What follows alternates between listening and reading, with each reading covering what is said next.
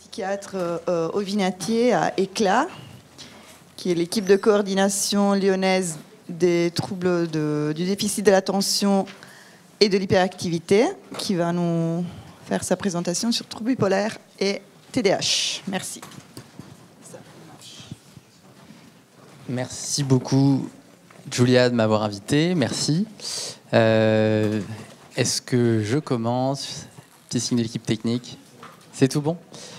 Bonjour à toutes, bonjour à tous. Je suis enchanté de vous rencontrer aujourd'hui pour pouvoir vous parler de TDAH et de troubles bipolaires. Je profite de cette occasion de manière générale pour rappeler ce qu'est le TDAH et puis ensuite on en rentrera davantage dans le sujet du trouble bipolaire comorbide au TDAH. J'espère pouvoir, lors de cette session, casser certaines idées préconçues que l'on peut avoir sur le TDAH, même si on en entend de plus en plus parler, c'est une bonne chose. Il y a toujours peut-être certaines idées qui restent persistantes en vous, et on va essayer de les déconstruire et d'approcher le sujet TDAH et troubles bipolaires. Alors, déjà, je n'ai pas de conflit d'intérêt sur tout ce qu'on va pouvoir se dire ici, c'est important de le savoir. Alors, le TDAH... on a l'impression qu'il s'agit d'une épidémie moderne, récente, que c'est quelque chose de nouveau qui nous tombe dessus, et en fait, absolument pas, et je vais vous montrer pourquoi. Déjà, parce que la première description du TDAH, c'est pas un fait du XXe, c'est le XVIIIe siècle, Weikart. Et Weikart, qu'est-ce qu'il nous apprend? C'était un médecin. Il nous apprend déjà dans des descriptions très classiques, médicales d'époque, qu'il y a certains enfants qui ne tiennent pas en place, qui ont du mal à se concentrer, qui ont des besoins spécifiques par rapport à d'autres et qui requièrent une forme d'accompagnement. Il proposait déjà qu'il y ait une guidance faite par certains adultes avec une focalisation de l'attention menée par le parent ou par les adultes qui entourent l'enfant. Il suggérait même que certaines molécules, il évoquait des plantes, etc., puissent déjà avoir un effet sur le fonctionnement de l'enfant. Donc on était déjà dans l'idée de quelque chose de neurobiologique, mais pas que. Ensuite, on voit que le traitement du TDAH, c'est un traitement qui a été découvert dans les années 30. Les années 30. Et ça, pour moi, c'est fabuleux, c'est-à-dire qu'on apprend avec cette information-là que le premier traitement psychotrope efficace moderne, c'est pas les antidépresseurs, c'est pas les antipsychotiques, c'est pas les thymorégulateurs, c'est la benzédrine. Et la benzédrine, qu'est-ce que c'est? C'est la première forme d'amphétamine qui a pu être utilisée en médecine. Et cette benzédrine, elle est utilisée dès les années 30 pour soigner des enfants qui ont des troubles du comportement. Donc on a affaire là à la première molécule utilisée moderne en psychiatrie. Donc on est loin de quelque chose de nouveau. Dans les années 40, qu'est-ce qui se passe? Il y a une épidémie d'encéphalite en Europe, mais aussi aux États-Unis. Et cette épidémie d'encéphalite, elle laissera sur le carreau tout un tas d'enfants qui vont présenter des troubles qui pourraient ressembler à ce qu'aujourd'hui, on apparenterait au TDAH. Et les médecins se sont rendus compte à cette époque-là qu'une partie des enfants qui n'avaient pas eu l'encéphalite avaient quand même ces effets-là, avaient quand même des troubles cognitifs, quand même des comportements inappropriés ou inadaptés par rapport à l'âge. Et c'est là qu'ils se sont rendus compte qu'il y avait probablement quelque chose, quelque part dans le cerveau, que l'on ne peut pas voir quand on le découpe, qui était présent dans le cerveau de ces enfants et qui pourrait correspondre à des lésions de toute petite taille et qu'ils ne voyaient pas. Et c'est pour ça qu'ils ont appelé ça le brain minimal damage, qui veut dire les petites lésions cérébrales, quoi. Voilà. Et cette notion-là, elle est présente depuis les années 40. On voit ensuite les années 60, l'émergence du traitement tel qu'on le connaît aujourd'hui, le méthylphénidate avec son autorisation chez l'enfant, mais aussi les premiers protocoles de guidance parentale, chose qu'on a l'impression de découvrir depuis 2 ans. Voilà, la Ritaline, on entend parler, les programmes d'éducation aux parents, etc. Non, non, tout ça s'est formalisé dans les années 60. Mais pour des raisons culturelles et historiques, en France, on est passé complètement à côté. Le DSM-2 reconnaît le diagnostic de TDAH chez l'enfant dans les années 70, le DSM-4 dans les années 90 chez l'adulte, puisque tout d'un coup, puisqu'on commence à comprendre qu'il s'agit d'un trouble du neurodéveloppement, ça ne fait pas sens que le trouble disparaisse. On est avec. Et c'est bien parce que le développement n'est pas efficient, pas typique, que l'on va garder une séquelle développementale qui donnera lieu à un trouble et que l'on conserve à l'âge adulte. Ça, c'est les années 90. Année 2010, la science avance, les modèles cognitifs s'appuyant sur l'imagerie fonctionnelle et autres, se développe. On comprend aussi davantage en neuropsychologie comment se comprend le TDAH selon le système de la récompense, selon aussi la compréhension du système mésocortical qui s'est développé fin des années 90 et début des années 2000. Et donc on développe des modèles de thérapie non médicamenteux, la TCC, appliqués au TDAH. Et tiens, une maladie, entre guillemets, un trouble dans lequel il y a des problèmes de comportement se soigne avec une thérapie comportementale. Magique. Et on développe également des traitements qui sont plus efficients, qui correspondent davantage au rythme de vie des personnes, avec des médicaments qui ont des pharmacocinétiques, des durées d'effet plus longues.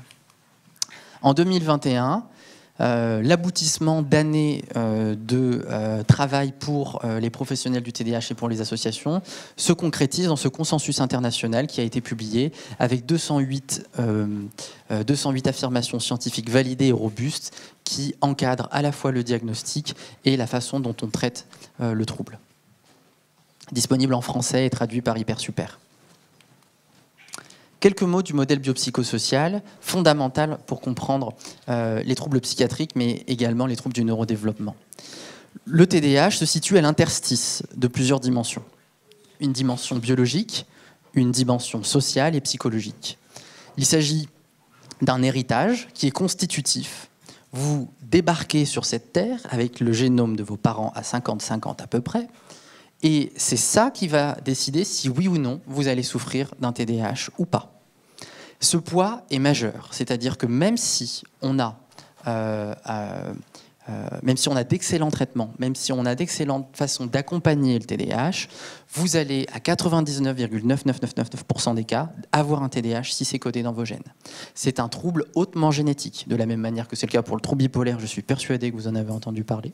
C'est le cas aussi pour le TDAH. Et qu'est-ce qui se passe? Si mes parents, ils ont eux-mêmes ce potentiel génétique, si mes parents, ils ont eux-mêmes ces difficultés, forcément, l'environnement social, on arrive sur notre deuxième dimension, va lui-même être impacté et va lui-même ne pas donner lieu à une compensation et donc favoriser l'émergence du trouble. Et puis, suite à ça, va s'associer des complications d'ordre psychologique. Mais c'est après, et pas dans l'autre sens. Ce que vous voyez ici, pour asseoir ce que je viens de dire là, sur cette part biologique fondamentale dans le TDAH, ce que vous voyez là représenté, c'est le cerveau en haut d'un enfant qui présente un TDAH et en bas, le cerveau d'un enfant dit neurotypique, qui n'en a pas. Et donc de 7 à 12 ans, on attend chez le neurotypique un développement, une maturation du cortex qui doit se faire de l'arrière vers l'avant et qui doit rendre ce cortex préfrontal, ce tour opérateur, cette zone de contrôle, de le rendre mature. Et ce que vous voyez chez l'enfant TDAH, hop, ici, je pointe, ce que vous voyez, c'est que cette zone-là, elle va effectivement avoir une maturation à l'âge de 12 ans, mais tout avant, il va y avoir un retard. La zone, elle va rester, elle va prendre plus de temps chez l'enfant TDAH pour être mature. Et qu'est-ce que ça veut dire? Ça veut dire qu'un enfant TDAH, entre 7 et 12 ans, je fais une généralité, chaque enfant est spécifique, mais en général, entre 7 et 12 ans, l'enfant TDAH ne peut pas, physiologiquement parlant, développer des capacités que l'on attendrait chez un enfant du même âge. Et c'est ça qui caractérise le trouble. Il a une maturation qui n'est pas faite. On ne peut pas lui demander de focaliser son attention, on ne peut pas lui demander d'inhiber des stimuli qui viennent de son environnement, puisque cognitivement, le cerveau est immature alors qu'il devrait l'être. Et c'est ça ce qu'on apprend à partir de ces études du neurodéveloppement. Ce que vous voyez ici, c'est la représentation schématique d'un neurone, de deux neurones qui entrent en connexion, c'est ce qu'on appelle la synapse. Cette synapse, elle est le lieu des échanges électriques qui permettent la transmission d'une information dans le cerveau, de façon à ce que ces aires cérébrales fonctionnent, et notamment celle qui est à l'avant, que j'évoquais, le lobe frontal qui est indispensable au contrôle des comportements. Eh bien, quand on est concerné par le TDAH, il y a au niveau de cette synapse des défauts de transmission qui vont se situer à plusieurs niveaux. Hop. Ce que vous voyez ici, c'est le niveau du premier neurone où la dopamine est inclus dans des vésicules et ces vésicules sont libérées normalement dans la synapse. Et vous voyez que ce premier neurone, il a également des transporteurs à la dopamine dont le rôle est de réguler la concentration, la quantité de dopamine qu'il y a dans la synapse. Et ces transporteurs, quand on a un TDAH, ils sont mutés. Et donc la dopamine va être récupérée en excès. De la même manière qu'ils sont mutés au niveau du transporteur, du premier neurone, les récepteurs qui accueillent la dopamine sont aussi mutés. Donc non seulement je n'envoie pas assez de dopamine dans la synapse, mais en plus mes récepteurs qui sont censés récupérer cette dopamine ne sont pas fonctionnels ou insuffisamment fonctionnels. Donc ce que je vous ai montré avant, c'est qu'il y avait un défaut de maturation d'une localisation cérébrale particulière qui a un rôle d'inhibition, et il y a un défaut de fonction au niveau des neurones dans les échanges entre eux. Cette fonction, elle est altérée pour la dopamine, bien sûr, mais également pour tous les autres neurotransmetteurs que vous voyez là, noradrénaline, sérotonine, etc. Alors comment ça marche? Quand est-ce qu'on a la bonne quantité de neurotransmetteurs? Eh bien, ce que vous voyez sur la droite, c'est la quantité de neurotransmetteurs, et en haut, ça va être la performance cognitive. Eh bien, si vous avez peu de neurotransmetteurs, vous avez peu de fonctions efficientes. Vous êtes dans un état dit de fatigue. Si vous en avez un peu plus, vous êtes dans un état satisfaisant. Le niveau de performance est élevé. Mais si vous en avez trop, vous retournez à un niveau fonctionnel, non fonctionnel, du cortex préfrontal. Donc ça veut dire qu'il faut ni trop peu de neurotransmetteurs, ni trop. Et qu'est-ce qu'on fait quand on soigne ces personnes? Eh bien, ce qu'on fait, c'est qu'on ramène le niveau de neurotransmission qui est le leur, c'est-à-dire ici, il en manque, à ce niveau-là, en apportant, avec les traitements, de la dopamine et de la noradrénaline. C'est comme ça qu'on équilibre les personnes qui ont un TDAH, médicamentalement parlant. Oui? Je vais les évoquer. Ce que vous voyez ici, et on va commencer à se rapprocher de la question du trouble bipolaire, c'est le poids génétique d'association aux autres troubles psychiatriques. Je vous ai dit qu'il y avait un poids génétique fort de transmission du parent à l'enfant, etc., etc. Mais aussi, il y a un poids génétique. C'est-à-dire que quand on hérite des gènes du TDAH, entre guillemets, des mutations qui donnent lieu à un TDAH, eh bien, qu'est-ce qui se passe? On hérite aussi d'autres mutations qui donnent lieu à d'autres troubles psychiatriques. Et ce que vous voyez, c'est que le trouble bipolaire est particulièrement associé à des mutations communes avec le TDAH. C'est-à-dire que si j'hérite de ces gènes-là, je vais avoir plus de chances que quelqu'un qui n'a pas de TDAH d'avoir aussi un trouble bipolaire. Et c'est le cas pour la schizophrénie, c'est le cas pour la dépression, c'est le cas pour l'autisme, etc. Quels sont les facteurs environnementaux qui vont favoriser l'émergence du trouble? C'est-à-dire que j'arrive avec mon bagage génétique, qu'est-ce qui va faire dans mon environnement, dans ma vie de tous les jours, que le trouble va se renforcer, qu'il va davantage s'exprimer? Eh bien, ce qui va se passer, c'est que si on rencontre de manière précoce au cours de sa vie des traumatismes crâniens, on chute, on a eu un accident, eh bien, le capital cognitif va déjà s'affaisser. Et s'il va déjà s'affaisser, je vais me rapprocher vers des fonctions moins bonnes. Et donc, je risque de développer un TDAH si j'étais déjà fragile. De la même manière, si pendant mon développement prénatal, anténatal, si ma mère consomme du tabac, de l'alcool, est exposée au plomb, eh bien, je vais aussi développer davantage de TDAH que si ma mère n'avait pas consommé ces substances ou s'il n'y en avait pas partout dans mon environnement autour d'elle. Si je suis dans une situation de prématurité, également, puisque ma maturation cérébrale va d'emblée prendre une forme de retard, telle que je l'évoquais tout à l'heure. Et enfin, un autre facteur environnemental qui va donner lieu plus fréquemment à l'émergence du trouble, ce sera un environnement qui va installer une situation de stress, avec une situation d'absence de compensation des besoins spécifiques de l'enfant, donc en fait un contexte précaire.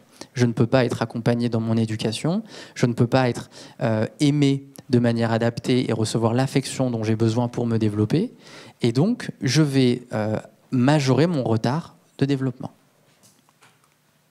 Je vous présente ici un individu qui synthétise ce que je suis en train de vous dire là.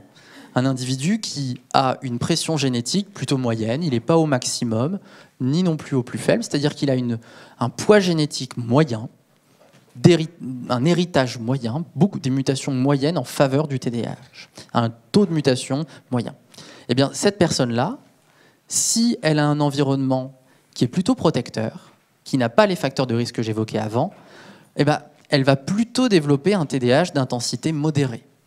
Alors que si elle est dans un environnement qui va être, lui, plutôt en défaveur, elle va plutôt développer un TDAH sévère. Et ça dépendra donc de cet environnement. puisque l'environnement change au cours de la vie. Donc le TDAH peut être plus ou moins handicapant en fonction de l'environnement au cours de la vie des personnes. Donc ce que je veux que vous ayez bien en tête, c'est cette synthèse-là, à travers ce schéma du modèle biopsychosocial, c'est cet assemblage entre un héritage génétique et un poids environnemental qui vont influencer la direction, la sévérité du trouble. Un peu d'épidémiologie. Qui est-ce que ça concerne le TDAH? Ça concerne 6% de la population. C'est énorme. C'est énorme, c'est un retard. Et c'est pour ça qu'on a l'impression qu'il y a tout d'un coup une épidémie de TDAH. C'est juste qu'il y a beaucoup de gens concernés et qu'il faut qu'on rattrape ces 6% qui sont non accompagnés. Et c'est pour ça qu'on a une impression tout d'un coup d'être submergés, nous, côté soignants. Mais en fait, il y en a toujours 6%. Et ce qui est intéressant, c'est qu'il y en a 6% où que ce soit dans le globe. Asie, Afrique, États-Unis, peu importe, Europe, il y aura 6% de TDAH, ni plus, ni moins. Qu'est-ce que ça veut dire? Ça veut dire qu'il n'y a pas d'influence culturelle, et ça veut dire que l'environnement, il a un poids, oui, il renforce les choses, mais pas tant que ça. Et que donc c'est bien un trouble hérité génétiquement, codé biologiquement. Ce que ça veut également dire, c'est que la validité du diagnostic de TDAH, elle est bonne. C'est-à-dire que partout, on retrouve la même quantité. Donc on utilise bien tous les mêmes bons critères partout sur la planète. Et ça, c'est rassurant également quand on fait de la médecine. Voilà, c'est ce que je vous dis là. Nous, en France, nous sommes en situation de sous-diagnostic. D'accord ? Il y a des pays où il y a du surdiagnostic. C'est le cas aux États-Unis, ils l'ont reconnu cette année. Donc, mais ça ne veut pas dire que la prévalence, elle n'est pas toujours de 6%. À côté, ce que je précisais sur cette diapositive ici, on a beaucoup entendu que le TDAH, c'était un trouble de l'enfant. Bah non. Le TDAH, on est avec, comme l'autisme, et il ne disparaît pas à un moment donné. On le garde au cours de sa vie, et il va être plus ou moins compensé. Et la quantité de personnes qui auraient eu un TDAH dans l'enfance, et pour qui il n'y aurait plus aucun symptôme après, ça serait à peu près moins de 10% selon les dernières études. Donc on est loin du un tiers qui guérissent, un tiers qui se stabilise, et un tiers qui garde, et un tiers qui s'aggrave. C'est plus du tout ça. Il y en a 10% à peu près qui seront plus trop gênés. Je reviens sur cette héritabilité, je vous ai parlé du poids génétique, mais comment ça s'illustre, et on le reverra après dans ses liens avec le trouble bipolaire. Si j'ai un TDAH, le risque que mes parents et que mes frères et sœurs aient aussi un TDAH, c'est x5, x10. Donc quand il y en a un dans la famille, il y en a un autre quelque part. Ou alors si vous trouvez un TDAH dans vos entretiens chez quelqu'un, mais que vous n'en trouvez pas dans la famille, c'est étonnant. Peut-être qu'on s'est trompé, peut-être que c'est pas du TDAH. Ou alors c'est quelqu'un qui a un gros morceau de chromosome qui a disparu au moment de la fécondation, et dans ce cas-là, il y a sûrement autre chose que le TDAH aussi. Peut-être des oreilles un peu basses et les yeux sur les côtés. Quelques mots de clinique, rapidement, pour rappeler ce que c'est. Alors je parle de modèle TDAH parce que c'est un concept. On a décidé que tel symptôme et tel symptôme, on allait appeler ça TDAH. Peut-être que dans 15 ans, 20 ans, on aura fait évoluer ce concept, il sera plus précis. On est également, comme pour le trouble bipolaire, c'est-à-dire dans un modèle catégoriel que l'on critique. C'est-à-dire qu'il y a un spectre. Vous entendez sûrement parler du spectre du trouble bipolaire. C'est pareil pour le TDAH. C'est-à-dire qu'il y a aussi une façon dimensionnelle de voir les choses. Où s'arrête le pathologique? Où est-ce qu'il va jusqu'au normal? Et c'est ça qui est difficile à trancher. Mais en fait, mon point de vue, c'est que c'est pas tant à nous de le dire, les soignants, ça. C'est les gens qui nous informent du retentissement qu'ont leurs difficultés dans la vie quotidienne. Et c'est comme ça qu'on définit ce qui est pathologique. Si je ne peux pas me concentrer à tel ou tel moment de ma vie, oui, c'est un problème. C'est un trouble du neurodéveloppement. Alors, ce n'est pas tout à fait un trouble psychiatrique, ça c'est débattu. Qu'est-ce qui est la limite entre les deux? Mais c'est un trouble du neurodéveloppement dans le sens où c'est inné. Et comment ça se caractérise d'un point de vue clinique? Par des niveaux d'inattention. Et là, je veux que vous soyez attentifs et attentives à ce « et ou ». Inattention et ou hyperactivité, impulsivité. Vous pouvez avoir des formes inattentives strictes et des formes hyperactives impulsives strictes. Le plus fréquent étant la combinaison des deux. Je vous demande aussi une attention particulière sur les formes inattentives strictes, parce qu'elles sont notamment fréquentes chez la femme et chez les sujets autistes. Et là, vous risquez de passer à côté. Parce que l'inattention, dans ces conditions-là, elle est souvent attribuée à autre chose, à des séquelles d'un état dépressif, à un trouble anxieux. Mais pourquoi pas? Pourquoi pas? Simplement, ça n'élimine pas forcément le fait qu'il y ait un trouble du neurodéveloppement en dessous, qui ait donné lieu à ces comorbidités psychiatriques. Les critères du DSM sont clairs. Il faut au moins 6 critères chez l'enfant, 5 critères chez l'adulte qui correspondent à ces dimensions d'inattention, hyperactivité, impulsivité.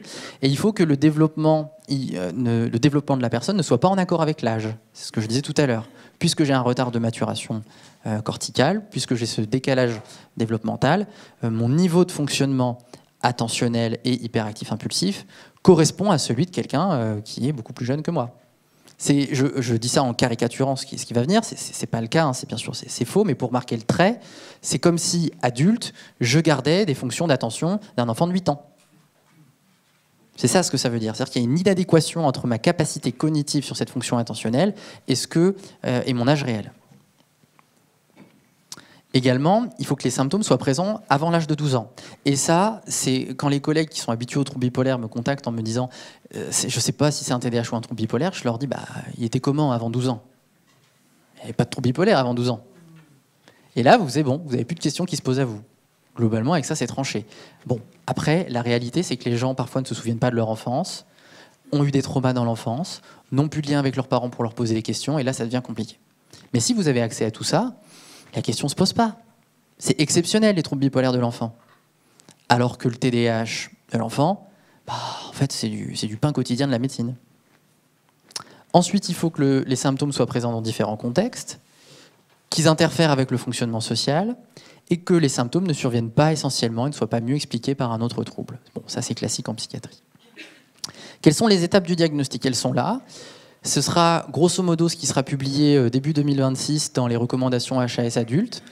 C'est-à-dire que dans un premier temps, on attend des professionnels de première ligne des échelles de dépistage, de répéter les consultations, de cibler la demande. Est-ce que c'est un TDAH ou est-ce qu'il se passe quelque chose d'intercurrent qui modifie le fonctionnement de la personne?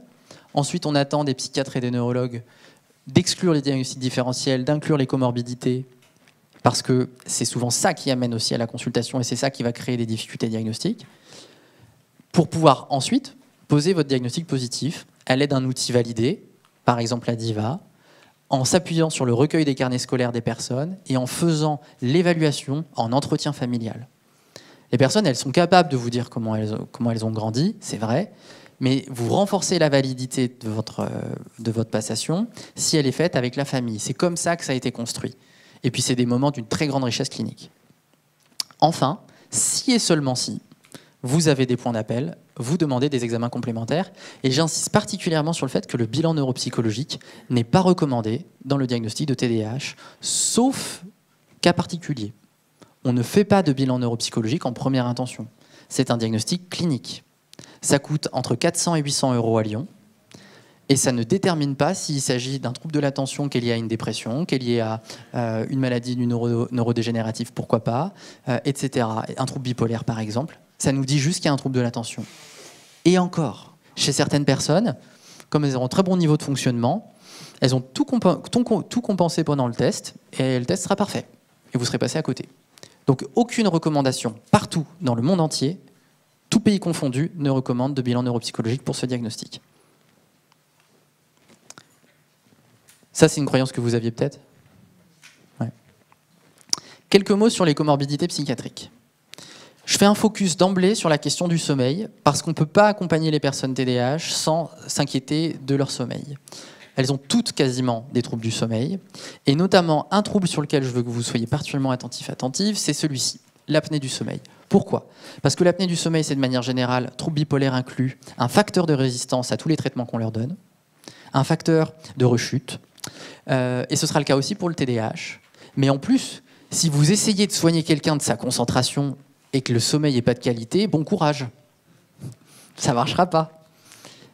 Donc quand on accompagne ces personnes-là, qu'on les traite et qu'on ne s'était pas posé la question de l'apnée avant et qu'on voit qu'on galère, il faut aller voir s'il n'y a pas une apnée. C'est très fréquent. Et de la même manière que c'est fréquent comme association, ça devient un diagnostic différentiel. On peut s'être planté, avoir pensé que c'était un TDAH alors qu'en fait c'est quelqu'un qui a de l'apnée du sommeil. Il y a une très jolie étude qui a été faite par des ORL. Ils ont pris un groupe d'enfants qui étaient diagnostiqués TDAH et qui avaient des grosses amygdales. Ils ont enlevé les amygdales eh ben, il y en avait une quasi-totalité qui avait plus de TDAH. Vous savez pourquoi?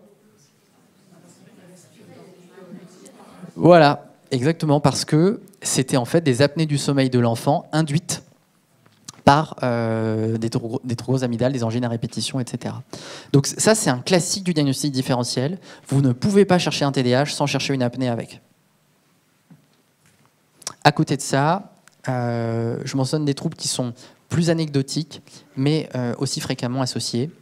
Et le trouble du quotidien, ce sera l'insomnie d'endormissement, qui concerne 80% d'entre eux. Pourquoi ? Parce que je fonctionne au dernier moment quand j'ai un TDAH. Parce que ça me fait monter ma noradrénaline, ça me fait monter ma dopamine, et là, je suis efficace. Et donc, le dernier moment de la journée, bah, c'est le sommeil. Donc, il y a quelque chose qui s'active au moment du sommeil. Et si on surajoute à ça le fait qu'on n'a pas fait ce qu'on avait à faire dans la journée, qu'on est anxieux, anxieuse pour le lendemain, voilà.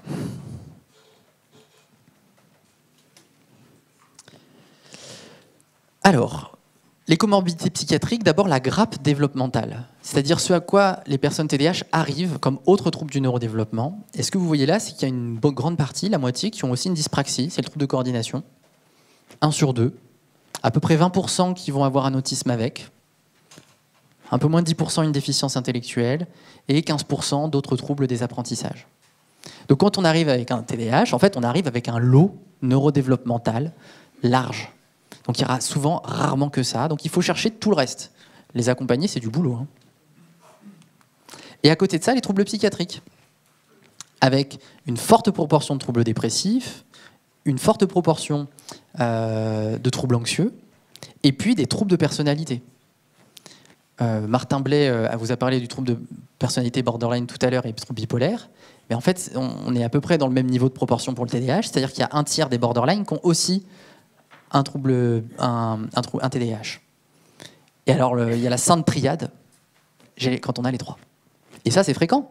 Parce que c'est logique de développer un trouble de personnalité si on a 2 troubles psychiatriques avec, dont un qui a en plus commencé dans l'enfance. Voilà. Et premier focus, on va se rapprocher du trouble bipolaire. 8% des TDAH ont un trouble bipolaire, ce qui est au-dessus de la prévalence dans la population générale. Et pour ce qui est de la schizophrénie, c'est encore autre chose. 20% des adultes avec schizophrénie ont un TDAH. Et je suis persuadé qu'il n'y a pas 20% des adultes schizophrènes du Vidatier qui ont leur diagnostic de TDAH. Donc on va leur courir après, on va les aider. Pourquoi ? Parce que quand ils sont repérés, soignés, ils rechutent moins. Et ils ont un meilleur niveau cognitif sur le long terme. Donc on y vient. Et c'est probablement pareil pour le trouble bipolaire, mais ça a sûrement été exploré davantage pour la schizophrénie. Alors, focus sur le trouble bipolaire. Je rappelle cette prévalence, 8% des TDAH ont un trouble, 8% des TDAH ont un trouble bipolaire, c'est ça. Et si on regarde à l'inverse, dans une population de patients bipolaires, 17% ont un TDAH. Donc on monte encore d'un cran. Et a priori, les études sont en train de se focaliser sur ce sujet, ce serait plutôt du trouble bipolaire de type 1. Il y a aussi du trouble bipolaire de type 2, c'est fréquent, mais on a l'impression que le trouble bipolaire de type 1 et le TDAH auraient un poids génétique plus commun. À confirmer dans les années qui viennent, mais c'est la direction que ça prend. Qu'est-ce qu'il advient des enfants qui ont des états dépressifs, de l'anxiété et ou du TDAH? Et surtout, quelle proportion de ces enfants passent vers le trouble bipolaire? Il y a une étude qui est sortie cette année avec une cohorte qui comportait 64% d'enfants de moins de 13 ans et ils les ont suivis pendant 10 ans. Eh bien, si on voit le groupe d'enfants déprimés, c'est eux qui vont le plus vers les troubles bipolaires. C'est logique, c'est chose qu'on a toujours appris. Et juste en dessous, vous voyez, ADHD en jaune, c'est les enfants qui ont un TDAH. C'est eux aussi qui vont aller vers le trouble bipolaire. Et après, les enfants anxieux.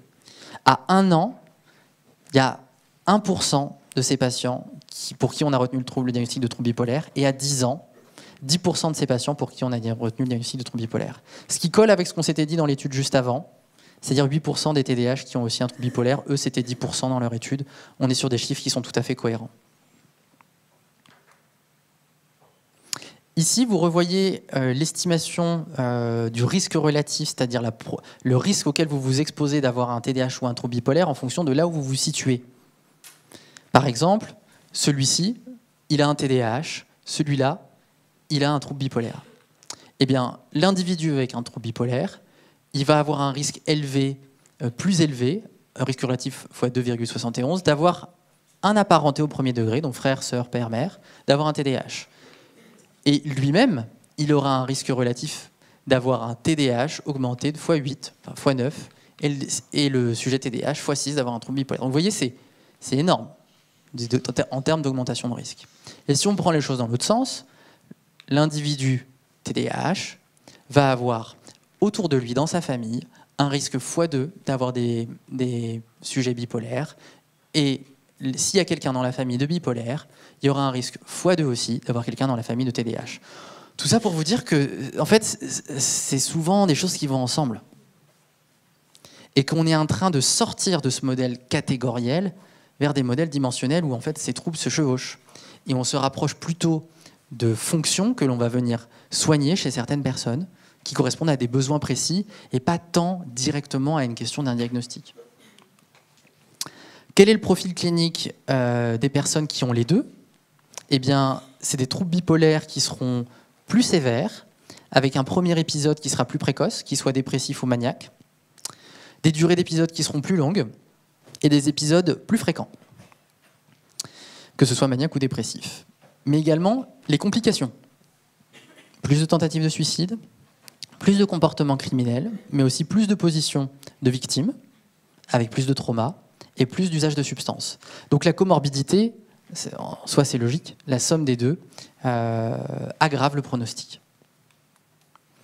Alors quelle différence ? Je vous ai dit le cœur de... Oui, dites-nous. Vous avez parlé des bipolaires, Oui. en particulier type 1 et type 2. Oui. Comment est-ce que vous considérez les troubles cyclotymiques ? Alors la question de la propension des personnes avec cyclothymie d'avoir un TDAH est traitée, mais les études ne sont pas suffisamment robustes pour que je puisse vous donner des chiffres aujourd'hui qui soient sérieux. Mais effectivement, c'est observé aussi. Et comme la cyclothymie est plus difficilement aussi accessible à des études scientifiques parce que les variables sont fortes, plus difficile à diagnostiquer d'une certaine manière, et plus dépendant d'un observateur à un autre, le niveau de preuve est moins fort, donc je ne m'aventure pas jusque-là pour l'instant. Mais probablement que, comme on est dans cet aspect dimensionnel, probablement que c'est aussi le cas pour cette association-là. Comment fait-on la différence ?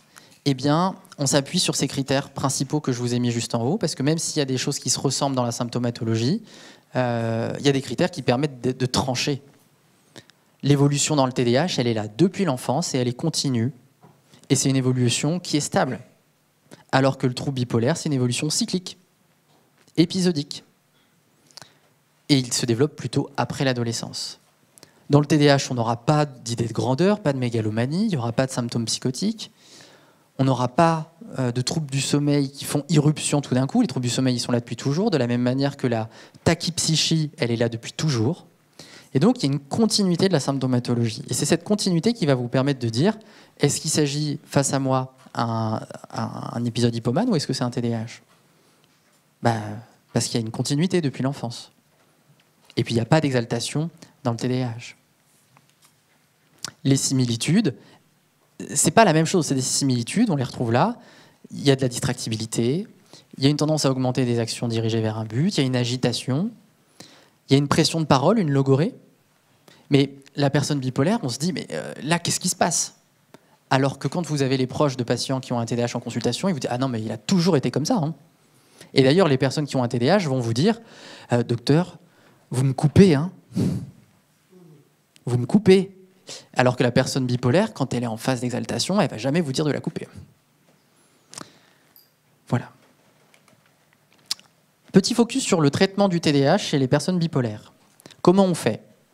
Eh bien, il n'y a pas de recommandations bien faites. Elles sont datées surtout, la CANMAT, qui fait plutôt référence dans les troubles de l'humeur. Et la CANMAT proposait en 2018 ce schéma, et ça a été reconfirmé en 2023 lors d'un papier. Mais ce n'est pas très satisfaisant en France, parce que vous voyez que le traitement de première intention qui est recommandé, c'est le bupropion, et on ne l'a pas. On ne l'a pas en France. Donc ça, oublié pour l'instant. Mais ce n'est pas très grave. Pourquoi c'est pas très grave? Parce que je pense que ces informations-là, qui sont surtout donc datées de 2018, vont être amenées à évoluer et vont pouvoir permettre d'affirmer la place des psychostimulants que l'on a en France dans le traitement du TDAH de la personne bipolaire. Et moi, j'irais même plus loin. Chez les bipolaires qui ont des troubles cognitifs, je suis persuadé que dans 20 ans, 30 ans, 40 ans, même s'ils n'ont pas de TDAH, on leur proposera des psychostimulants quand même pour venir pallier à cette fonction-là. Mais ça, c'est de la recherche. Qu'est-ce qu'on voit quand on donne des psychostimulants à des personnes bipolaires? Eh bien, on voit qu'il n'y a pas d'augmentation de risque d'hypomanie ni de manie. Il faut casser ce mythe. S'il y a un traitement, s'il n'y a pas de traitement, s'il n'est pas stabilisé, là oui, vous augmentez le risque. De manière franche. Moi, ça m'est arrivé plusieurs fois, je ne vais pas le mentir. On a révélé des troubles bipolaires sur des introductions de traitement. Ça fait comme les antidépresseurs. Donc, s'il y a un thymorégulateur, par contre, ça se passe très bien. Et il ne faut pas avoir peur d'introduire ces traitements chez les sujets bipolaires. Et ce qu'on voit aussi, c'est qu'il va y avoir une amélioration dans les études, c'est ce que j'évoquais juste avant, chez des sujets bipolaires qui n'ont pas de TDAH, mais qui ont des symptômes qui pourraient ressembler à du TDAH sur le plan cognitif, peut-être du fait de la répétition des épisodes et de séquelles qui commencent à s'installer, eh bien, il y aura une amélioration de ces symptômes si on les traite par des psychostimulants. Mais ça, c'est pour la recherche. Quelle est la stratégie thérapeutique?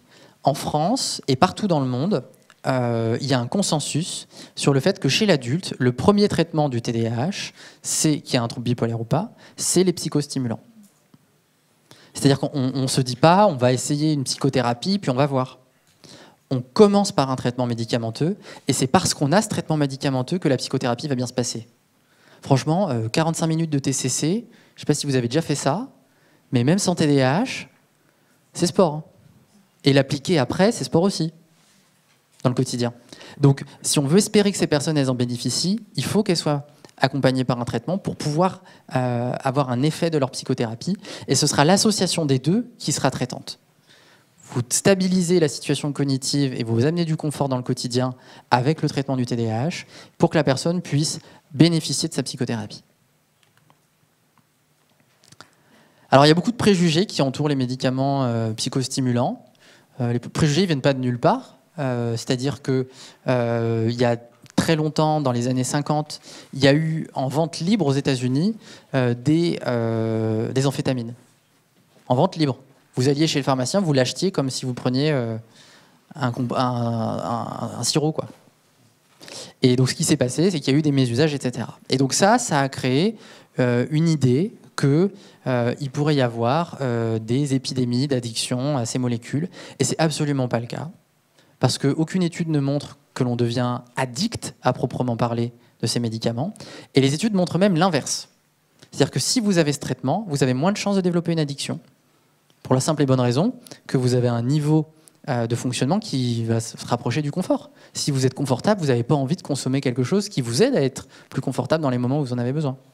Et ça, c'est d'un point de vue comportemental, mais ensuite d'un point de vue purement neurobiologique, de la pharmacologie de ces médicaments, la façon dont le méthylphénidate se fixe sur son récepteur n'est pas la même que va le faire de la cocaïne, par exemple. La cocaïne, elle se fixe dessus et elle ressort tout de suite. Et c'est pour ça qu'il y a besoin sans arrêt d'en reprendre, et qu'il y a un effet de montée très forte. Alors que le méthylphénidate, c'est pas pareil, il va se fixer dessus et il va rester. Et donc il n'y a pas besoin sans arrêt de reprendre. Bon, je caricature un peu, mais globalement, c'est aussi ça qui participe au fait qu'on ne développe pas d'addiction et ces traitements protègent des addictions. Alors que vous voyez sur ce genre de cartoon, globalement, là, ce qu'on voit, c'est un type qui dit à un gamin ah bah vous en avez de la chance parce que moi, quand j'avais votre âge, fallait que je vole des stupes dans la trousse à pharmacie de ma mère. Ah, c'est pas pour rien qu'il dit sa mère. Parce que ces fameuses pubs, ces fameuses amphétamines vendues dans les années 50, elles étaient vendues avec des pubs atroces où on voyait des ménagères avec un aspirateur comme ça et avec écrit dessus « Elle va retrouver la ligne ». Parce que ça faisait baisser un peu la faim. Alors, est-ce qu'en France, on prescrit trop de méthylphénidate ? Ben non, on est les derniers. Voilà, c'est nous là. Sur tous ces pays, on va dire, modernes, développés, dans lesquels on a un système de santé globalement plus efficace qu'ailleurs, eh ben, on est les derniers. Ça, c'était 2014 et aujourd'hui, on a juste doublé, en fait. Donc, on n'est pas du tout dans une situation où il faut avoir peur de prescrire. On est dans une situation où on sous-prescrit à tort. Ce que vous voyez en haut, là, c'est la barre des 6%. Je vous ai dit tout à l'heure, il y a une prévalence de 6% de TDAH. Eh ben, nous, on prescrit à environ 1%. Bravo. Donc, allons-y, rattrapons le retard. C'est une réflexion qui serait valable si on pouvait dire qu'il n'y avait pas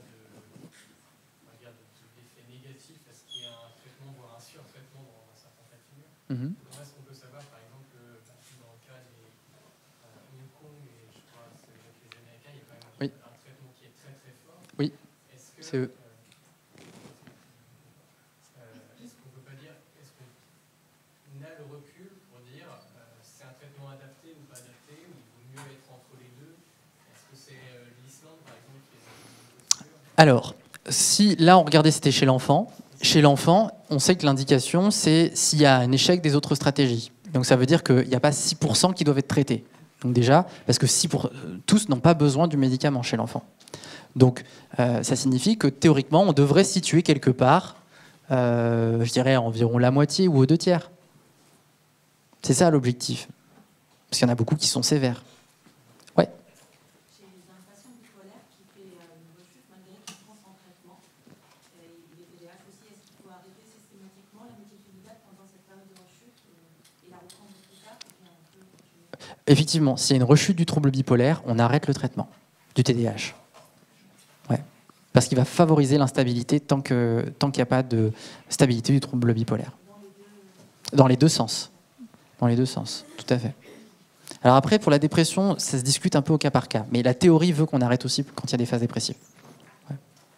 Oui.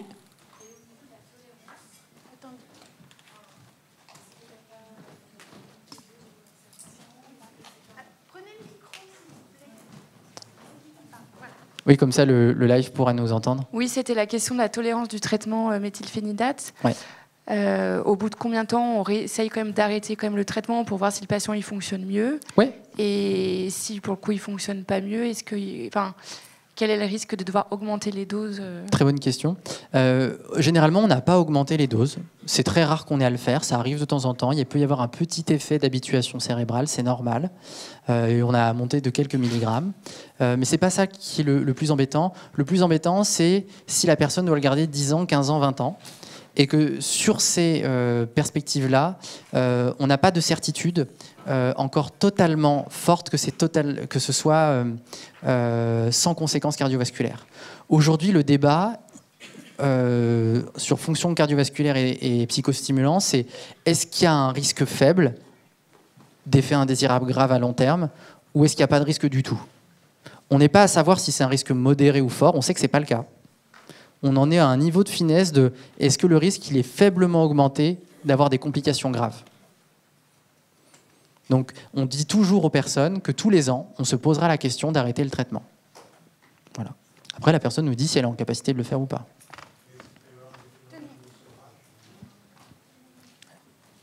Est-ce qu'il peut y avoir des phénomènes de sevrage ou... Non, il ne peut pas y avoir de phénomène de sevrage pour une raison pharmacologique simple, c'est que le traitement, tous les soirs, on n'en a plus dans le sang.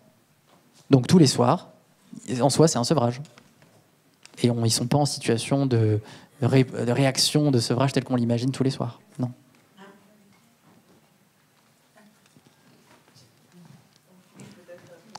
Ouais, on fait les questions après. Je termine sur cette partie-là et puis on enchaînera sur les questions. Merci, Julia.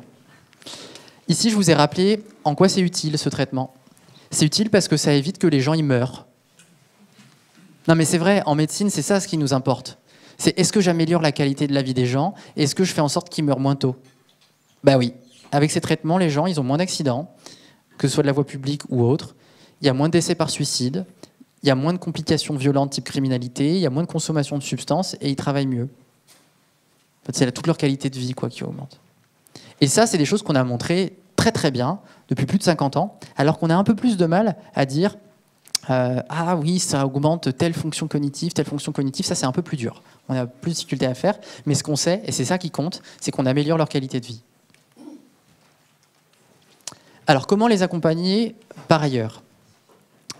J'insiste sur le rôle de la MDPH, qui réagit de plus en plus d'ailleurs, qui a longtemps laissé ces personnes de côté et qui maintenant réagit en leur accordant des droits dont ils ont besoin, type allocation éducatif handicapé. La PCH, j'arrive pas à leur faire accorder, ça par contre. La CMI, on y arrive sur des TDAH sévères. Quand aller faire ses courses, c'est se perdre 5 fois dans le magasin, faire 8 allers-retours parce que j'ai oublié des affaires et que j'ai perdu mes clés et que quelqu'un les a retrouvées, enfin, bah oui, c'est un handicap. Et puis la RQTH, ça fonctionne plutôt bien, on arrive à l'obtenir facilement. Si vous faites un dossier pour une de ces personnes et qu'il y a un refus, n'hésitez pas à demander un RAPO, qui est une forme de contestation. Quelques mots sur le réseau lyonnais. D'abord pour dire que notre hôpital s'est porté candidat pour devenir centre ressources TDAH, que c'est une candidature qui est coportée avec les Hospices civils de Lyon et que nous sommes soutenus pour ça par le Centre ressources autisme. Nous attendons que l'ARS nous donne son avis sur notre candidature. Un mot sur notre équipe, l'ECLA, l'équipe de coordination lyonnaise des troubles de l'attention et de l'hyperactivité, et où notre rôle, c'est autant de recevoir des patients que d'intervenir auprès de vous aujourd'hui, de faire de la formation, mais aussi de participer à la recherche et de permettre la coordination des personnes qui travaillent dans le champ du TDAH. Et quels patients nous voyons? Ce sont les patients qui vont avoir des formes de TDAH très comorbides, très associées à d'autres troubles psychiatriques, pour qui les diagnostics seront difficiles à faire en ville, ou pour les collègues de CMP parce qu'il y a trop de comorbidités qui se surajoutent, et pour les patients pour lesquels le traitement médicamenteux est difficile à mettre en place. Le plus souvent, lorsqu'on nous sollicite, on met en place des guidances. C'est-à-dire qu'on va répondre à la demande du professionnel en accompagnant le professionnel dans les étapes du diagnostic. Vous allez faire ça, puis ça, puis ça. Mais on ne va pas le faire à votre place parce que 6% de la population, nous, on est 5. On n'y arrivera pas. Donc il faut que tout le monde se forme.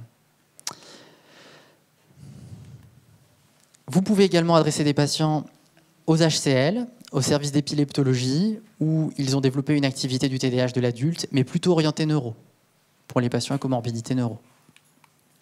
Il y a également à DIPSY, où ils ont des groupes TDAH, mais pour l'instant, pour les patients qui ont une comorbidité addictive associée, ce qui est très fréquent. Enfin, puisque nous formons tout le temps des personnes à la santé des personnes concernées par le TDAH et des professionnels de toute la région et ailleurs, nous tenons à jour une carte qu'il suffit de nous demander en nous écrivant à notre adresse email pour la recevoir, et on la donne aux patients comme aux professionnels, où on référence toutes les personnes qu'on a formées, qui ont accepté d'être référencées. Alors si c'est le cas de certaines d'entre vous, n'hésitez pas à m'écrire. Quelques messages avant de se laisser et d'évoquer les questions ensemble. TDAH et troubles bipolaires partagent des facteurs de risque génétiques communs, et c'est ça qui est important, c'est que ça va ensemble, ces troubles, c'est des troubles hérités, il y a des lignées TDAH bipolaires. Le TDAH est fréquent chez les sujets qui ont un trouble bipolaire, ça je crois que je vous ai convaincu, j'espère. Il faut toujours le dépister quand il y a un trouble bipolaire, évoquer la question. Le bipolaire qui a du mal à se stabiliser, est-ce qu'il n'y a pas un TDAH surajouté, quoi? C'est ça qu'il va falloir aller chercher. Il ne vient pas à ses rendez-vous, il oublie ses médicaments, fait du mieux qu'il peut. Mais peut-être qu'il y a un TDAH avec qui l'empêche. Que ça débute dans l'enfance, c'est que ça n'a pas une évolution cyclique, que c'est un trouble qui a des symptômes continus, avec une sévérité qui fluctue en fonction de l'environnement. Et c'est ça qui va vous aider à distinguer, quand vous en avez besoin, du trouble bipolaire. Et que vous pouvez tout à fait traiter, après stabilisation du trouble bipolaire, les patients qui ont un TDAH comorbide. Je vous recommande également d'adresser vos patients à Hyper-Super, pour qu'ils puissent entrer en relation avec des pairs qui ont eu des parcours de soins similaires et qu'ils puissent trouver une écoute qui ne soit pas forcément une écoute soignante, mais celle de partage d'expérience. Et évidemment, l'UNAFAM, toujours. Je vous mets ici notre adresse, en cas de questions, en cas de besoin d'accompagnement dans des étapes diagnostiques ou thérapeutiques, et pourquoi pas dans certaines indications d'orientation. Merci de m'avoir écouté. J'ai hâte de vous entendre sur vos questions.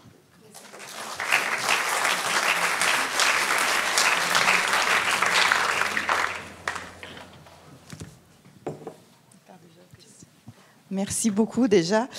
Et tu as bien souligné, je pense, l'importance de traiter un TDAH en général, aussi avec un trouble bipolaire, avec la question aussi pour permettre les psychothérapies, pour permettre aussi d'améliorer le pronostic. Et ça renvoie aussi à l'approche un peu dimensionnelle qu'on avait vue en tout début de matinée par rapport à traiter effectivement les dimensions cliniques en dehors du diagnostic en soi. Moi, j'avais juste une question très rapide.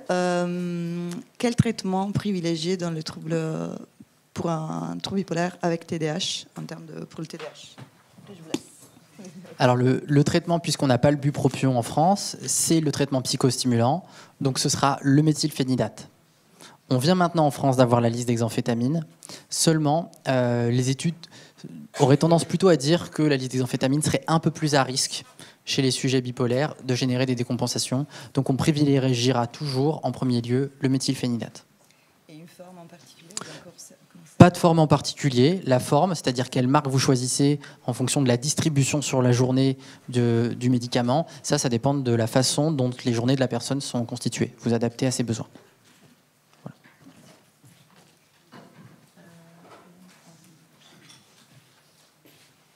Pour compléter votre question, et justement avant le début du traitement, tout à l'heure vous parliez des risques cardiovasculaires dont on ne savait pas trop si c'était la réalité ou pas. Bilan cardio ou pas bilan cardio avant le traitement? Eh bien, depuis quelques mois, si vous allez sur le site de la NSM, ça a changé. Il n'y a plus écrit de faire un bilan cardio en systématique. Il y a écrit « selon les pratiques nationales en vigueur ». Et les pratiques nationales en vigueur, elles seront publiées dans quelques mois. Et ces pratiques iront dans le sens des pratiques internationales, et c'est de ne pas faire de bilan cardiovasculaire en systématique. Sauf si on présente des facteurs de risque. Auquel cas, bien sûr, on fait un bilan cardio. Et je dirais que un sujet qui a des addictions, un sujet qui a des antécédents familiaux cardiovasculaires, qui a plusieurs traitements psychotropes, ça devient légitime d'aller vérifier quelque chose. Mais sinon, quelqu'un qui va bien, qui a un TDAH sans autre comorbidité et qui n'a pas de facteur de risque cardio, eh ben non, hein. Même pas de CG. On va vous donner un micro pour bien vous entendre. Ah, pardon. On revient à vous juste après.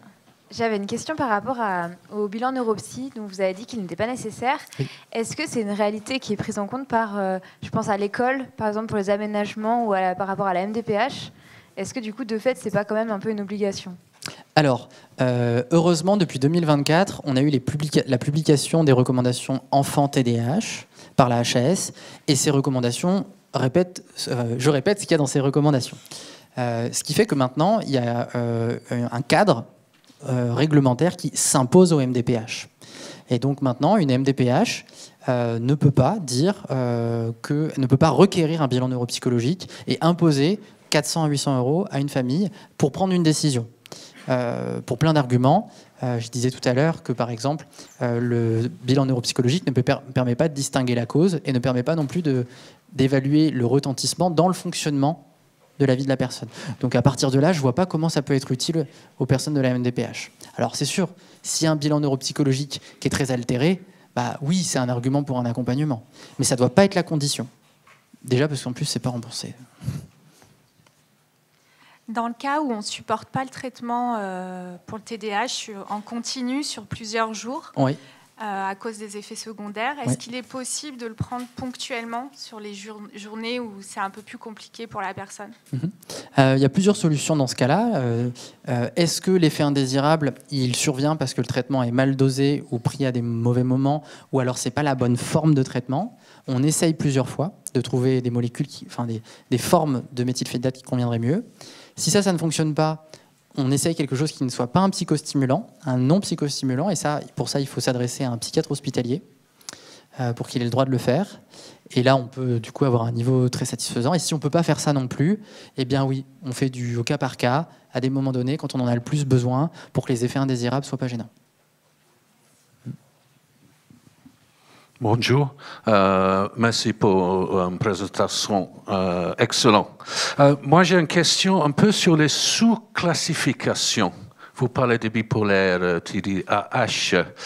Quand moi j'étais diagnostiqué l'année dernière, ils ont mis directé à Akixal et Pinto, 1999, et il dit je suis bipolaire 4. Et j'étais 3,5, et encore plus compliqué peut-être. Ouais. Et vous parlez que de DSM-5, comme c'est un Bible, comme c'est la tablette de Moïse. Il y a des autres opinions? Alors, il me semble avoir employé qu'une seule fois le terme de DSM dans toute cette conférence. Une seule fois. Donc, comment? Les antécédents de la matinée. Ah, d'accord. Eh bien, c'est-à-dire qu'il y a un cadre réglementaire, nosographique, qui nous permet de parler avec le même langage partout dans le monde. C'est à ça que ça sert. Mais ce qu'on fait, nous, avec ces journées-là, c'est d'essayer de s'appuyer sur ce cadre pour parler le même langage, mais aussi de se dire qu'est-ce qui sort en dehors du cadre et qui nous permet de mieux accompagner les gens. Et c'est pour ça que là, on parle de TDAH et de symptômes qui se superposent avec le trouble bipolaire, mais il n'y a pas de mot pour ça dans le DSM, je suis d'accord avec vous. De la même manière qu'il y a des finesses qui concernent le trouble bipolaire, qu'a décrit Akiscal. Et vous l'évoquez, alors avec une validité scientifique plus ou moins robuste. Mais il y a quand même des finesses qui ne ressortent pas, par exemple, du DSM. Et c'est pas grave. Mais l'important, c'est, vous le dites, c'est de savoir qu'il y a des variations, aussi par ailleurs. Et le TDAH, en soi, bah, c'est aussi une petite variation dans la façon dont on peut présenter une personne à un trouble bipolaire. Bonjour. Merci beaucoup. Moi, j'avais une question. Si jamais il y a un bilan cardiaque par rapport à des antécédents en particulier, quand il y a une introduction après de méthylphénidate, est-ce qu'il doit y avoir après une révision du bilan? Et si oui, au bout de combien de temps? Pour combien de temps? Alors ça, c'est pas déterminé dans la littérature à quelle fréquence il faut refaire des bilans cardiaques spécialisés. Par contre, pour ce qui est de l'ordre de la surveillance dans la vie de tous les jours des personnes qui ont des psychostimulants, il s'agit de faire une prise de tension fréquence cardiaque tous les mois au moment du renouvellement du traitement. Voilà. Mais le bilan cardiaque, je dirais par le cardiologue, ECG, écho, etc., ça, c'est pas très clair de à quelle fréquence il faut le faire. En tout cas, chez les sujets qui l'ont fait au début parce qu'ils avaient des facteurs de risque, ça semble intéressant de le faire à une fréquence qui ne soit pas trop éloignée, c'est-à-dire, je sais pas, tous les 2 ans, tous les ans, à ce rythme-là. Mais là, c'est du pifomètre. Il n'y a pas de règle pour le moment. Voilà. Bonjour, merci pour la présentation. J'avais une question, plutôt une confirmation à avoir, où à un moment, vous avez dit que les psychostimulants pouvaient révéler la maladie, enfin le trouble bipolaire. Qu'est-ce que vous entendez par là, que ça peut déclencher en fait un trouble bipolaire? Oui, ça va le révéler de la même manière que le fera un antidépresseur, c'est-à-dire que le traitement antidépresseur, comme le psychostimulant, va augmenter le niveau de noradrénaline et parfois de dopamine en fonction de la molécule. Et en faisant ça, on peut déclencher un épisode hypomaniaque ou un épisode maniaque. Et parfois, il n'y en avait jamais eu dans la vie de la personne. Il y avait pourquoi pas eu 1, 2, 3 dépressions. Et en amenant ce support en dopamine, on déclenche un épisode hypomaniaque d'un trouble bipolaire qui aurait probablement émergé peut-être un peu plus tard. Enfin, qui était déjà là, mais qu'on n'avait pas vu. Il y avait déjà le terrain. Oui, le terrain était là. Ouais. Je suis désolée. Merci beaucoup, vraiment. Je suis désolée, il faut qu'on continue. Merci.